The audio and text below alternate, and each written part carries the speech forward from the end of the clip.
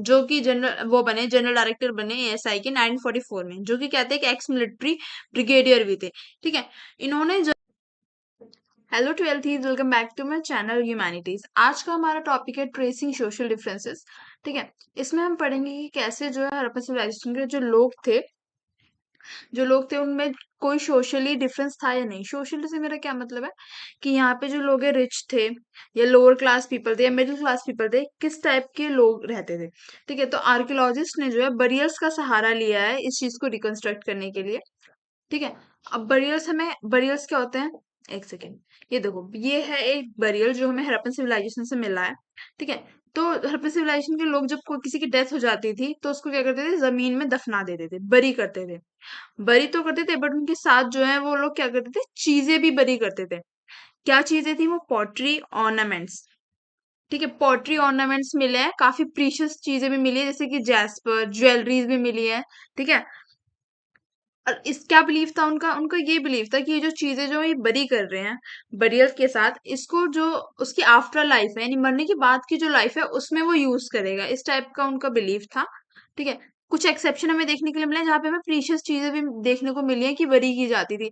तो हमें बस ये दो चीजें याद रखनी है कि दोनों चीज देखने के लिए मिली है, नॉर्मल चीजें भी वो बरी करते थे और प्रीशियस चीजें भी जो है वो कम देखने के लिए मिली है। अब इसमें एक सब टॉपिक है लुकिंग फॉर लग्जरीज। तो ऑब्जेक्ट्स को, जो ऑब्जेक्ट्स मिले हैं हमें बरियल्स से, उनको दो चीजों में डिवाइड किया गया है। पहला है यूटिलिटेरियन, दूसरा है लग्जरीज। यूटिलिटी ऑब्जेक्ट्स क्या होते थे, जो वो डेली यूज में, जो जो चीजें वो डेली यूज में जो है यूज करते थे। पहला है needles, pottery, cons. Needle basically वही जो सुई होती है घर में। पॉटरी पोट्स हो गए। कॉन्स क्या हो गए, सैडल कॉर्न। बेसिकली एक सैडल कॉर्न मिला है, जैसे कि हमारे घर में सिलबट्टा होता है ना, इस टाइप का एक सिलबट्टा मिला है, सिलबट्टे टाइप की चीज मिली है, जिसको जो है ऐसा माना गया है कि वो हर्ब्स जो प्लांट्स होते थे ना, जैसे मेडिसिनल प्लांट्स होते हैं, औषधि टाइप, ये सब चीजें बनाने के लिए यूज करते थे। Second, luxury objects. Luxury objects क्या थे, एक फेंस पॉट मिला है, ठीक है, जिसको वो परफ्यूम स्टोर करने के लिए यूज करते थे। तो आर्कियोलॉजिस्ट ने बताया कि जो फेंस पॉट मिला है, ये क्या था, एक लग्जरी आइटम था, जो कि बहुत रेयर, मतलब हर जगह से ये नहीं मिला, कहीं कहीं से मिला, तो इसको एज अ लग्जरी आइटम जो है कैटेगराइज किया गया। नेक्स्ट टॉपिक है हमारा ट्रेड, कॉमर्स एंड पॉलिटिक्स। ठीक है, अब हमने वहाँ की जो है लाइफ, सोशल लाइफ देख ली। अब हम आते हैं कि क्या उनकी इकोनॉमिक लाइफ थी, क्या वो ट्रेड करते थे। ठीक है, तो Chanhudaro settlement devoted to craft production. ठीक है, हड़प्पा सिविलाइजेशन में हमें एक साइट मिली है जिसका नाम है चानुदारो। ठीक है, ये सेकंड बिगेस्ट साइट है आफ्टर मोहनजोदारो। ठीक है, मोहनजोदारो के बाद जो हमें सबसे ज्यादा एविडेंस देखने को मिले हैं वो चानुदारो से मिले हैं। ठीक है, क्या क्या चीजें हमें मिली है वहां से, बीड मिले हैं, बीड्स मिले हैं, शेल कटिंग वहां पे होती थी, वेट मेकिंग वहां पे होती थी, बीड्स मिले हैं, शेल्स मिले और वेट्स मिले हैं। ठीक है, शेल कटिंग किसकी होती थी, जो शंख होते हैं ना, शंख होते हैं उन्हीं की शेल कटिंग होती थी, उन्हीं से चीजें बनाई जाती थी यूज के लिए। वेट मेकिंग, वेट मेकिंग क्यों होती थी, वेट मेकिंग इसलिए होती थी, जैसे कि अभी पहले पहले तराजू हुआ करते थे, अब तो वेट मशीन आ गई है। पहले तराजू का यूज करते थे ना, तो उसमें हम बाट यूज करते थे मेजर करने के लिए, क्या ये 50 ग्राम है, 100 ग्राम है, तो इस टाइप के वेट होते थे। ठीक है, वेट होते थे जिससे वो सामान को तोलते थे, मेजर करते थे। Second, variety of material use to make beads. क्या क्या मटेरियल था जो वो यूज करते थे बीड्स बनाने के लिए, जैस्पर। ठीक है, जैसे मैंने बताया प्रीशियस स्टोन होता था। क्रिस्टल्स यूज करते थे, स्टीटाटाइट में पहले बता चुकी हूँ क्योंकि सॉफ्ट स्टोन होता है। मेटल्स तरह तरह के, कॉपर, ब्रोंज, ब्रोंज भी एक टाइप ऑफ मेटल है, गोल्ड। ठीक है, डिफरेंट डिफरेंट शेप्स देते थे। ठीक है, ये तो हो गया हमारा रॉ मटेरियल पूरा, jasper, crystal, steatite, metal, copper, bronze, gold, ये सब रॉ मटेरियल हो गया। उसके बाद इस रॉ मटेरियल को शेप्स देते थे, different different different shape, cylindrical, spherical, circle. ठीक है, मैं एक बार आपको थोड़ी सी इमेजेस दिखा देती हूँ। देखो, ये जो है ये ज्वेलरी है, टाइप ऑफ ज्वेलरी है, ये देखो शेल से बनाया हुआ है, ये शेल कटिंग करके ऑब्जेक्ट बनाया हुआ है। ठीक है, ये ज्वेलरी है। ये देखो रेड स्टोन है। इन सब चीजों का यूज करके वो क्या बनाते थे, क्राफ्ट प्रोडक्शन करते थे। इन सब चीजों का यूज करके डिफरेंट डिफरेंट टेक्निक्स का यूज करते थे, जैसे कि स्टीटाटाइट एक सॉफ्ट स्टोन था, मैंने आपको पहले ही बताया। Beads were moulded with powder.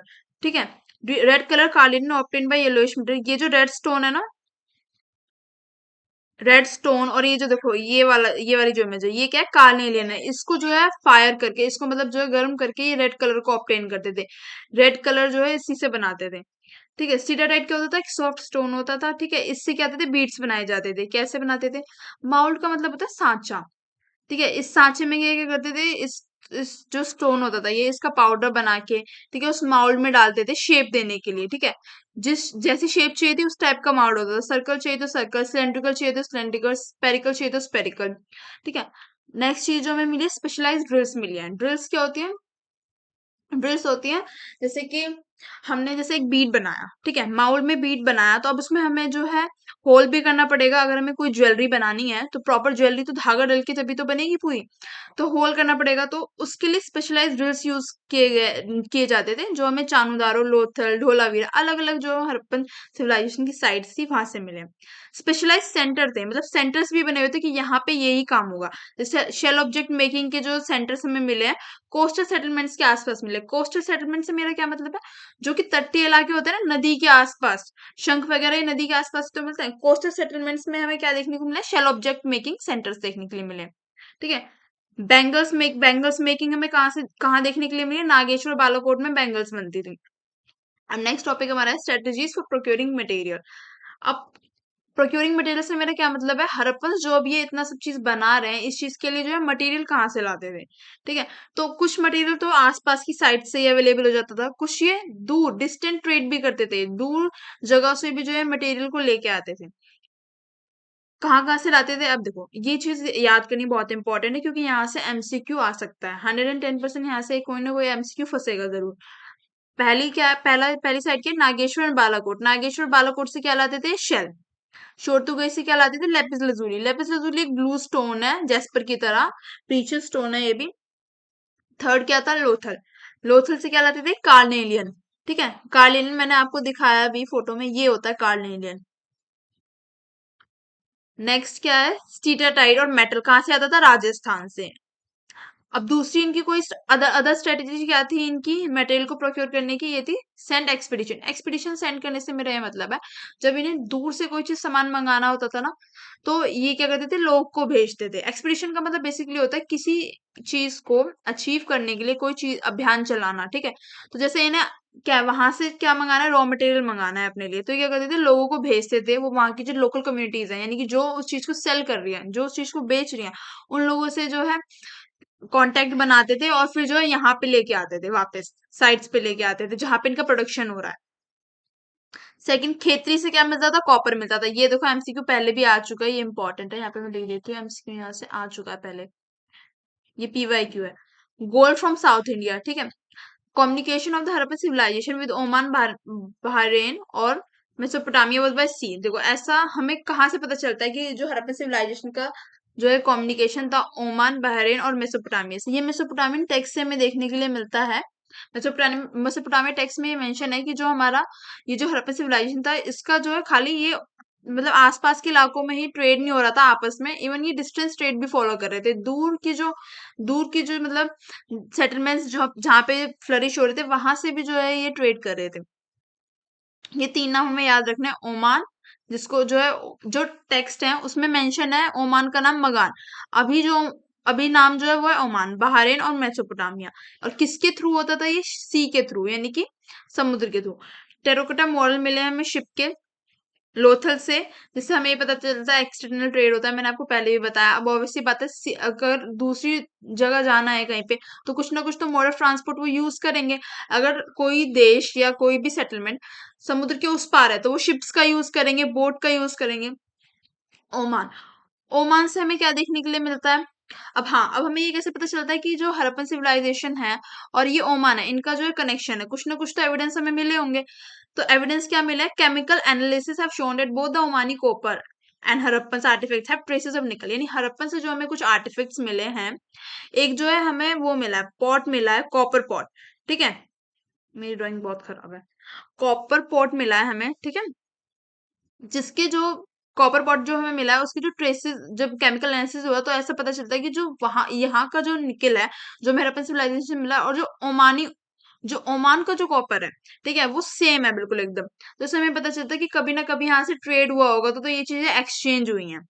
Mesopotamian text में मेंशन है कॉन्टेक्ट। मैंने आप जैसे आपको पहले ही बता दिया कि मेसोपोटामियन टेक्स्ट से हमें पता चलता है। तो दिलमुन यहाँ पे किसका नाम है, ये भी एमसीक्यू में आ सकता है कि इनका ओल्ड नेम क्या था। ठीक है, रिसेंट नाम तो हम लोगों को पता है, पर ओल्ड नेम क्या था ये पता होना भी इम्पोर्टेंट है।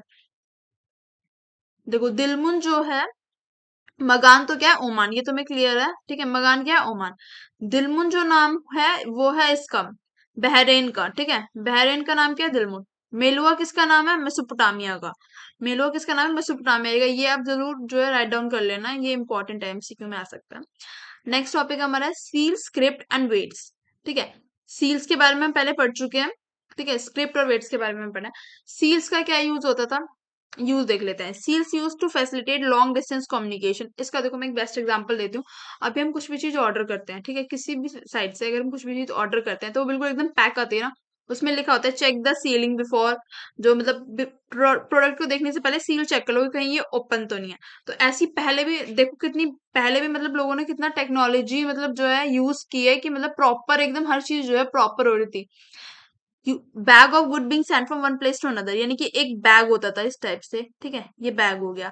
अब इस बैग का जो माउथ है, मान लो ये माउथ है, तो इसको क्या करते थे, वो रोप से टाई करते थे, ऐसे बांध देते थे, ठीक है। मैं ऐसे बना देती हूँ कुछ भी। मान लो ये रस्सी से मैंने इसको जो है बांध दिया है, ठीक है। इस रस्सी पे बांध देते थे, उसका जो ये माउथ है ऊपर, इस पे क्या करते थे, एक नॉट फिक्स करते थे। कैसे, ये एरिया है ना यहाँ पे, ऐसे पूरा क्ले का, आप आसपास चारों तरफ से जो है क्ले से, मिट्टी से जो है इसको बंद कर देते थे, ठीक है, गीली मिट्टी से। और यहाँ इसी नोट पे जो है ना सेंटर का नाम भी होता था, कि मतलब किसको ये जो बैग है ये भेजा जा रहा है। और उसके अंदर क्या होते थे, कुछ भी हो सकता है, पॉटरी हो सकती है, ठीक है, ज्वेलरीज हो सकती है, जिस चीज का भी क्राफ्ट प्रोडक्शन होता है, शेल के जो ऑब्जेक्ट्स हो सकते हैं, ठीक है। तो सेम प्रोसेस वही था। अगर ये जो सील है, ठीक है, जो यहाँ पे बनाई जाती है, अगर ये ब्रोकन मिलती है, ठीक है, अगर ये ब्रोकन है तो उसका मतलब क्या है, कि या तो किसी ने उसको जो है मतलब अंदर से खोल के देख लिया है, या कुछ भी मतलब डिफेक्ट है, मतलब बेसिकली जैसे अभी होता है ना कि अगर अगर हमने जो है पैकेट हमें पहले से खुला हुआ मिला है, दैट मीन्स डिफेक्टेड है वो माल। सेकंड टॉपिक हमारा क्या है, एन एनिग्मेटिक स्क्रिप्ट।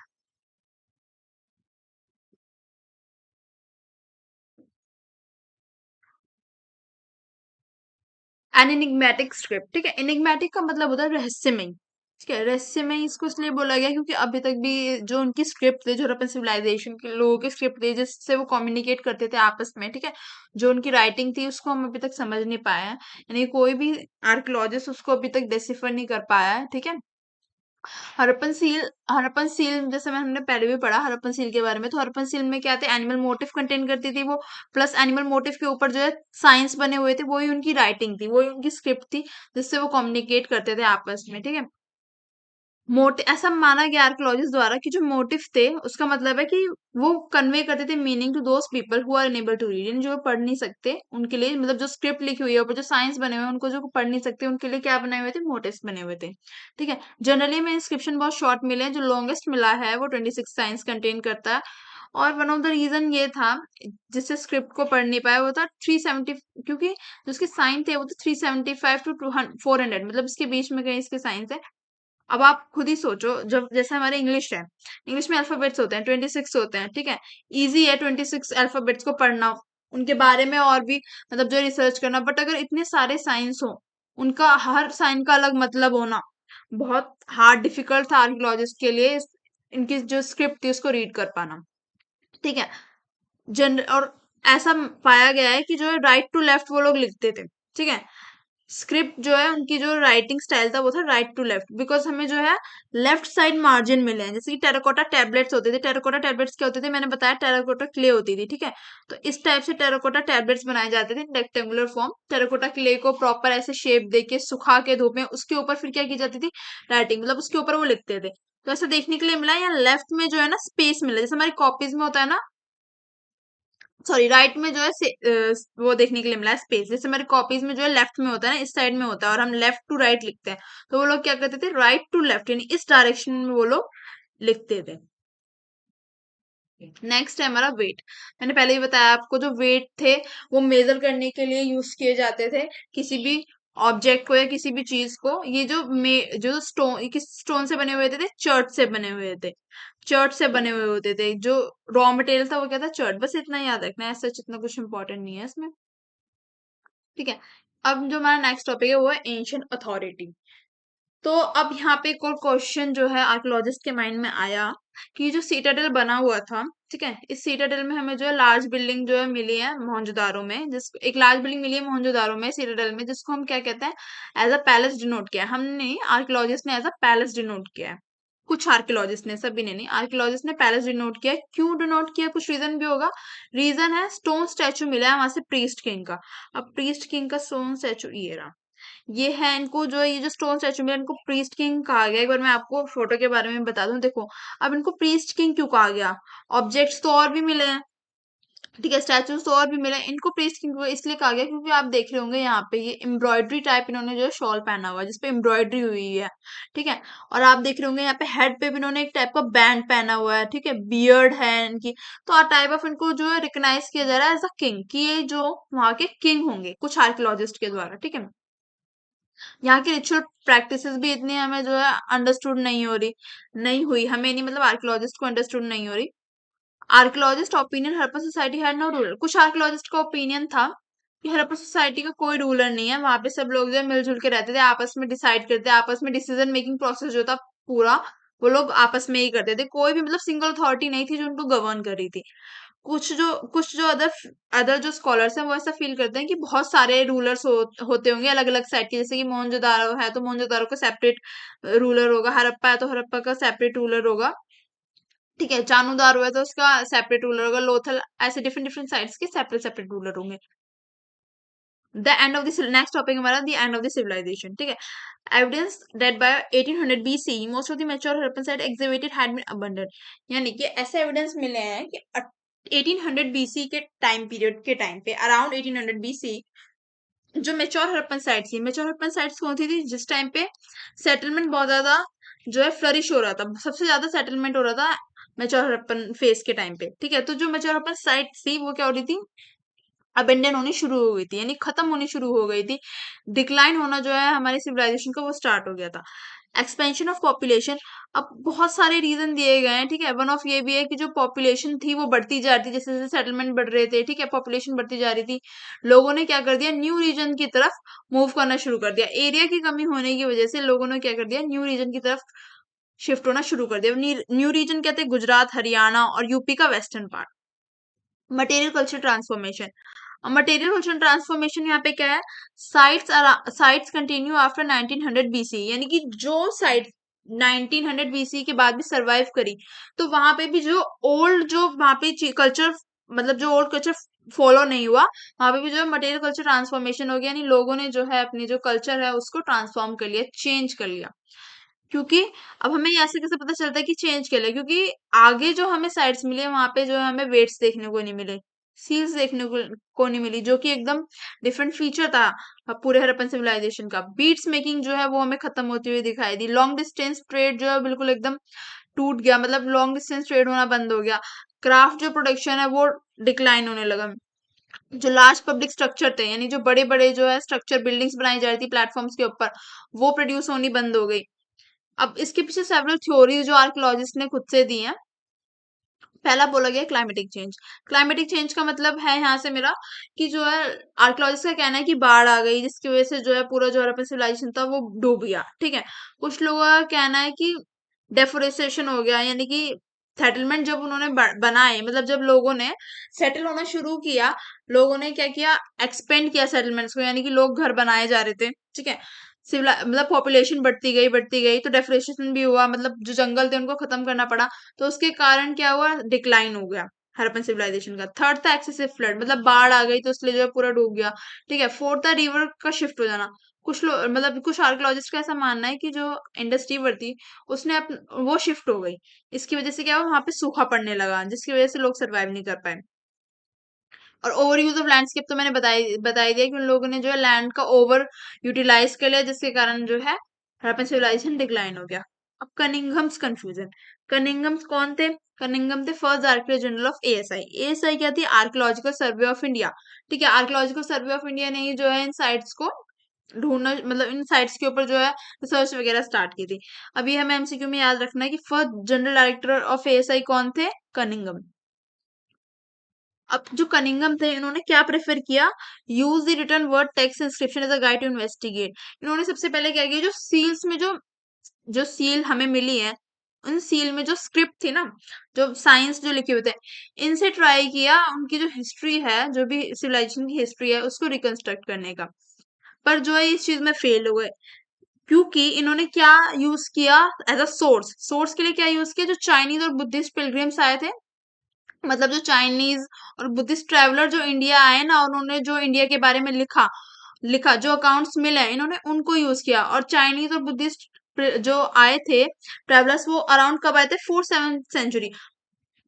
और अपोजिट क्या हुआ इसके, कि जो हमारा हड़प्पन सिविलाइजेशन है वो बहुत ओल्ड सिविलाइजेशन है, बहुत मतलब हजारों साल पुराना।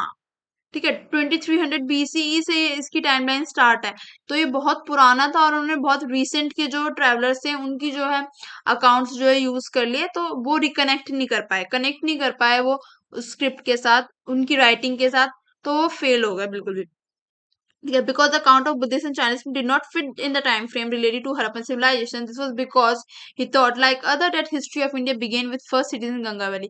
जैसे अदर आर्कियोलॉजिस्ट सोचते थे कि जो इंडिया की हिस्ट्री है वो गंगा वैली के अराउंड ही जो है फ्लरिश होती है, उन्होंने भी सेम चीज सोची। उन्होंने जो रिसेंट जो ट्रैवलर्स थे, जो रिसेंट ट्रैवलर्स जो इंडिया पे उनका पॉइंट ऑफ व्यू था, उस चीज से जो है हड़प्पन सिविलाइजेशन को कनेक्ट करके रिकंस्ट्रक्ट करने की हिस्ट्री सोचा, तो वो फेल हो गए उस चीज में। A new old civilisation seals discover by, जो मेन कंट्रीब्यूशन था दो लोगों का था, दयाराम सानी और आर डी बनर्जी जी का। ठीक है, दयाराम सानी का कंट्रीब्यूशन किस साइड में सबसे ज्यादा, हड़प्पा में, और आर डी बनर्जी का मोहनजोदारो में। ठीक है। सेकंड, जॉन मार्शल जो है director general of archaeological survey of India थे, who announced the discovery to the world. John Marshall जो थे, अदर जो थे मतलब उनके बाद फर्स्ट कौन थे, कनिंगम, उसके बाद जो जनरल जनरल डायरेक्टर थे वो कौन थे, जॉन मार्शल, जिन्होंने इस डिस्कवरी को जो है पूरे इंडिया में अनाउंस किया कि हमें जो है इतनी बड़ी सिविलाइजेशन मिली है, इतनी पुरानी जो हमारी जो सभ्यता है, ये सिविलाइजेशन है पूरी, ये हमने खोजी और इस पे रिसर्च चल रही है। Marshall tend to excavate along regular horizontal units, measured uniformity throughout the mine, ignoring the stratigraphy of the site. अब मार्शल जो जॉन मार्शल थे, इनसे एक गलती हो गई कि इन्होंने स्ट्रेटिग्राफी जो साइट की थी उसको जो है ध्यान नहीं दिया उसका। अब स्ट्रेटिग्राफी क्या होती है, मैं यहाँ पे इसके ऊपर बता दूं, मैं इरेज कर दूंगी। मान लो ये जो है जमीन है, ठीक है, ये जमीन है हमारी, तो इसके नीचे हम जाएंगे जैसे, तो सबसे ऊपर जो हमें चीज मिलेगी ना, वो भी रिसेंट टाइम की होगी। कब की होगी, रिसेंट टाइम की। जितना हम नीचे जाते जाएंगे उतना वो चीजें क्या होंगी, ओल्ड होती जाएंगी, मतलब पुरानी होती जाएंगी। ठीक है, ये ओ है। जितना हम नीचे जाएंगे वो क्या होती जाएंगी, ओल्ड होती जाएंगी चीजें। तो जो जॉन मार्शल थे, इन्होंने क्या किया, इन्होंने क्या किया, स्ट्रेटिग्राफी जो साइट की थी उसको इग्नोर किया। इन्होंने क्या किया, डायरेक्टली इन्होंने जो है डिग करना स्टार्ट कर दिया। डायरेक्टली कैसे, जैसे मान लो ये है हमारा सरफेस, ये मान लो ये लैंड है, ठीक है। अब यहाँ पे एग्जावेशन स्टार्ट हुआ है, तो उन्होंने क्या किया, डायरेक्टली ये ऐसे डायरेक्टली जो है खुदाई करते गए नीचे तक पूरा। ठीक है, इन्होंने जो है यूनिफॉर्मिटी को मेंटेन नहीं किया। यूनिफॉर्मिटी कैसे मेंटेन होगी, एक सेकेंड मैं इसको इरेज करूँ। यूनिफॉर्मिटी ऐसे मेंटेन होगी, यूनिफॉर्मिटी ऐसे मेंटेन होती है अगर ये जो है मान लो ये लैंड है, ठीक है, उसको ये डायरेक्टली डीप डाउन नीचे ना करके, जैसे मैंने बताया आपको कि ऊपर क्या मिलेगी हमें, सब साइड से न्यू चीजें मिलेंगी ऊपर में। जो अपर लेयर होगी इसमें हमें क्या मिलेगी, न्यू चीजें मिलेंगी। तो अगर ये मान लो यहाँ पे जो है हड़प्पा है, सपोज कर लो, मैं सपोज करने के लिए मान लो यहाँ पे हड़प्पा है, यहाँ पे ऐसे मोहनजोदारो साइट है पास में, मान लो इधर कहीं लोथल है।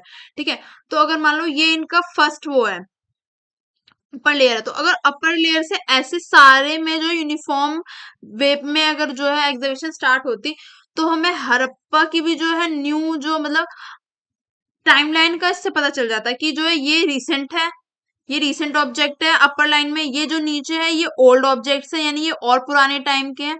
ये चीजें जो है हम डिस्कवर करने में फेल हो गए इसी वजह से, क्योंकि स्ट्रेटेग्राफी को साइट की क्या किया गया, इग्नोर किया गया बाय जॉन मार्शल। ठीक है, अब हम आगे देखेंगे, recover from the same unit group together. जितने भी आर्टिफिकेट्स हमें मिले ना, जैसे कि मान लो ऐसे डीप डाउन डिग किया गया, तो जितने भी आर्टिफिक्ट्स हमें मिलते गए उनको एक साथ जो है ग्रुप कर दिया गया कि हाँ भाई ये आर्टिफिक्ट्स हमें मिले हैं। फिर क्या हुआ, आर ई एम व्हीलर करके थे एक आए, जो कि जनरल वो बने, जनरल डायरेक्टर बने एएसआई के 1944 में, जो कि कहते हैं कि एक्स मिलिट्री ब्रिगेडियर भी थे। ठीक है, इन्होंने जरूरी समझा स्ट्रेटिग्राफी को मतलब जो यूज करना एज अ स्ट्रेटेजी टू एक्सवेट, ठीक है। मैकेनिकली डिग ना करके जो इन्होंने यूज की स्ट्रेटिग्राफी को,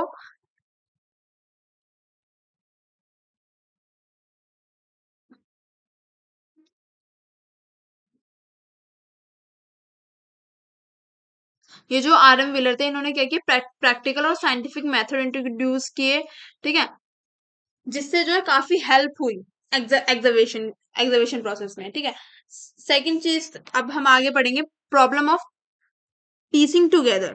प्रॉब्लम ऑफ पीसिंग टुगेदर में कुछ नहीं है, बस इसमें यही है कि दो चीजों में जो है कैटेगराइज किया गया है चीजों को, कि पीसिंग टुगेदर से बेसिकली हमारा ये मतलब जो पेरिशेबल थिंग थी, ठीक है, जैसे कि कपड़े होते हैं, क्लॉथ्स होते हैं, ठीक है, क्लॉथ्स होते हैं, या और फूड आइटम जो थे, ये सब चीजें जो थी, जो टाइम के साथ जो है डिकम्पोज हो जाती है मिट्टी में, वो सब चीजों के बारे में हम कुछ भी जो है, क्या कुछ भी जो है मतलब हमें एविडेंस नहीं मिलते हैं। जो नॉन पेरिशेबल चीज थी सिर्फ हम उन्हीं के बारे में जो है हिस्ट्री जो है रिकंस्ट्रक्ट कर सकते हैं।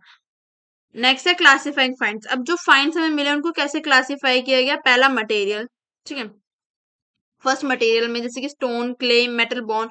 दूसरा फंक्शन और उनका क्या यूज था, ठीक है, अगर कोई ऑब्जेक्ट मिला तो उसका क्या यूज है, जैसे कि आर्टिफैक्ट मिले कि टूल है कोई चीज, या ऑर्नामेंट है, या फिर जो है जैसे मान लो पॉट मिले तो वो पॉट का पर्पस क्या है, वो स्टोरेज के लिए यूज हो रहा है पॉट, या फिर जो है as a as a decor use हो रहा है, किस चीज के लिए वो यूज हो रहा है। थर्ड चीज क्या है यहाँ पे, ट्रेसेस ऑफ कॉटन। कॉटन के हमें बहुत ज्यादा ट्रेसेस मिले हैं।